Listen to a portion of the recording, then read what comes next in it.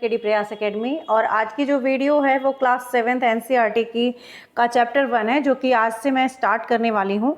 तो पेपर 2 की अगर आप तैयारी कर रहे हैं तो आपके लिए ये वीडियो बहुत इंपॉर्टेंट है। और आज से डेली क्लासेस जो चलेंगी वो आपको 5 बजे आपको वीडियोस डेली अपलोड हो जाएंगी, जिसमें आप साइंस क्लास 7th की एनसीईआरटी देख सकते हैं। 6 की ऑलरेडी स्टार्ट की है, बट मैं ट्राई कर रही हूँ कि उसको बोर्ड पे डायरेक्ट कराऊँ। बहुत ज़्यादा टॉपिक नहीं है क्लास 6 में। देखिए, क्लास 6 ना बेस होता है, लेकिन क्लास 7 से अब सबसे ज़्यादा अगर आपको सीटेट में क्वेश्चंस पूछे गए हैं और कौन सी क्लास का एनसीईआरटी बहुत इंपॉर्टेंट है अगर आप कहेंगे तो वो क्लास 7 की एनसीईआरटी होती है। 6, 7, 8 तो कंपलसरी है आपको। सेकेंड पेपर साइंस की अगर आप प्रिपरेशन कर रहे हैं तो साथ साथ आपको 9th की कुछ टॉपिक पढ़ने पड़ेंगे, जो कि अलग से आपको थोड़ा लेवल पे जाके वो वहाँ से क्वेश्चंस उठाते हैं। लेकिन इन सब में भी सबसे ज़्यादा इम्पॉर्टेंट क्लास 7 की एनसीईआरटी होती है। आप चाहिए तो पेपर उठा के देख सकते हैं। तो आज मैं वही स्टार्ट करने जा रही हूँ। डेली 5 बजे आपको वीडियो ये क्लास 7th एनसीईआरटी करके आपको मिल जाएगी, ठीक है। तो आज डे 1 है और पादपों में पोषण न्यू बुक्स की एनसीईआरटी जो है उससे लिया है मैंने। पादपों में पोषण ये पहला चैप्टर है और इसमें जो सबसे पहले हम उन चीज़ों को देखिए, आपको बिल्कुल नहीं छोड़ना है जो कि हाईलाइटेड हैं। तो यहाँ पे आप देखें तो यहाँ पे पोषक वर्ड जो है, अगर क्लास 6 आपने पढ़ लिया है तो आपको पता होगा कि पोषक क्या होते हैं। तो अगर फूड के जो कंपोनेंट ऑफ फूड होते हैं उसमें कार्बोहाइड्रेट, प्रोटीन, वसा, विटामिन और खनिज, ये सारी चीज़ें होती हैं। और ये घटक ही हमारे शरीर के लिए बहुत ही क्या है, आवश्यक है। और इन्हीं को क्या कहते हैं, हम पोषक कहते हैं। तो कंपोनेंट ऑफ फूड जो हमारे शरीर के लिए आवश्यक होते हैं उनको हम क्या कहते हैं, पोषक कहते हैं। आई होप इतनी बात समझ में आ गई होगी। वीडियो को पहली बार देख रहे हैं, इस चैनल पे पहली बार आए हैं, तो आपको मैं बताना चाहूँगी कि यहाँ पे 2024 से लेके 2011 तक की सारी जो प्रीवियस ईयर पेपर है वो सब आपको कराए जाएंगे, चाहे आप किसी भी बैकग्राउंड से हो, सोशल से या साइंस से, ठीक है। तो ये चीज़ आप प्रीवियस ईयर पेपर आप यहाँ पे देख सकते हैं। कुछ टिप्स एंड ट्रिक्स हैं जो मैं आप लोगों को बताती रहती हूँ, तो उसको भी आप देख लिया करिए ताकि आपको पेपर क्लियर करने में, अगर आप बिगिनर हैं तो प्लीज़ एनसीईआरटी अभी पढ़ लीजिए, अभी टाइम है।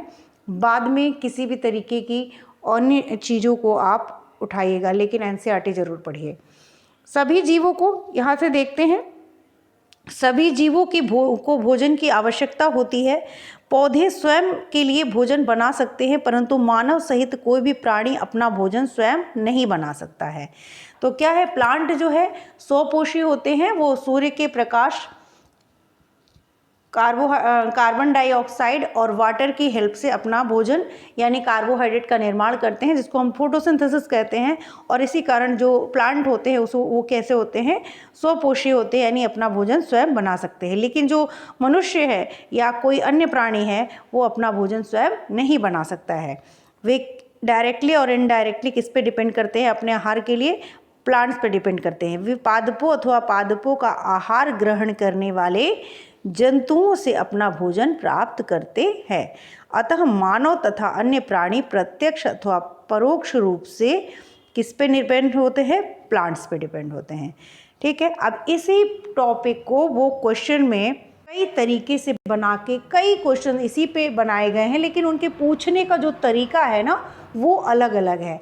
तो आपका कॉन्सेप्ट वही होता है, टॉपिक वही होता है, लेकिन उन जो पेपर में जब क्वेश्चंस बनते हैं तो वो हो सकता है कि कुछ स्वपोषी, परपोषी इस तरह से क्वेश्चन बना दे या कुछ और। तो आपको सिर्फ कॉन्सेप्ट क्लियर रहेगा तो आप किसी भी तरह के प्रश्न को हल कर पाएंगे। पादपों में पोषण विधि, केवल पादप ही ऐसे जीव हैं जो जल, कार्बन डाइऑक्साइड एवं खनिज की सहायता से अपना भोजन बना सकते हैं। ये मैंने पहले ही बता दिया था। ये सभी पदार्थ उनके परिवेश में उपलब्ध होते हैं। पोषक पदार्थ सजीवों की शारीरिक संरचना वृद्धि करने, क्षतिग्रस्त भागों के रखरखाव के लिए समर्थ बनाते हैं तथा विभिन्न जैव प्रक्रम जो बायोलॉजिकल प्रोसेस होते हैं उनके लिए आवश्यक ऊर्जा भी प्रदान करते हैं, ठीक है। तो सजीवों द्वारा भोजन ग्रहण करने एवं उसके उपयोग की विधि को पोषण कहते हैं, ठीक है। तो कौन सा जीव किस तरीके से अपना आहार ग्रहण करता है, इसको क्या कहते हैं? पोषण कहते हैं। पोषण की वह विधि जिसमें जीव अपना भोजन स्वयं संश्लेषित करते हैं वो क्या कहलाती है? स्वपोषण कहलाती है। अतः तो जो सभी पादप है वो क्या हैं? स्वपोषी हैं। और जंतु एवं अधिकतर अन्य जीव जो हैं वो पादपों द्वारा संश्लेषित भोजन ग्रहण करते हैं, इसलिए क्या होते हैं? वो विषम पोषी यानी दूसरे पे डिपेंडेंट है। ठीक है, जो अपना भोजन स्वयं संश्लेषित कर रहा है स्वपोषी, जो पादपों से या द्वारा संश्लेषित भोजन ग्रहण करते हैं उनको क्या कहते हैं? विषम पोषी। तो ये सारी चीज़ें हम लोग ने समझ ली। आगे देखते हैं क्या है।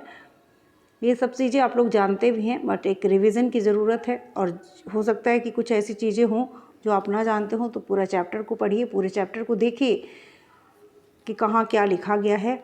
एक बार पढ़ने से आपको ये तो रहेगा ना कम से कम कि आपको हर चीज़ आती है। जो नहीं आती है उसको नोट्स बना के अपने पास लिख लीजिए।